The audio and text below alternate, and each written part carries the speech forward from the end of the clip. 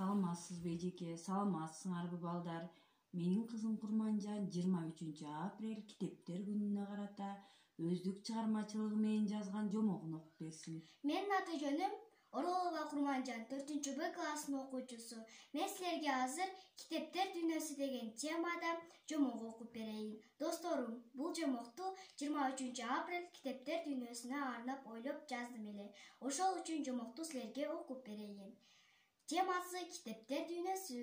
Илгери Китептер дүйнөсү деген шаар болгон экен.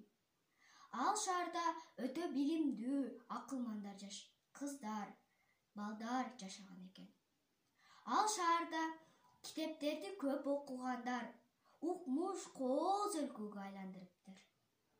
Саякаттап келген адамдар Китептер дүйнөсү өлкөсүнө суктанып, акылмандан сурашат. Эмнеге бул жер өтө кооз жана китептер көп?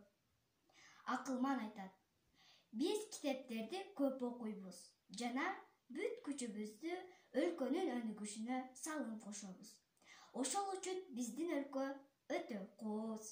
Уул кыздарыбыз китептерди көп окугандыктан билимдүү, өнөрлүү, акылдуу келген адамдар биздин өлкөгө суктанып, өздөрүнүн өлкөсүндөгү балдарга, кыздарга көп китептерди алып берип, өздөрүнүн өлкөсүн да эң сонун өлкөгө айландырат.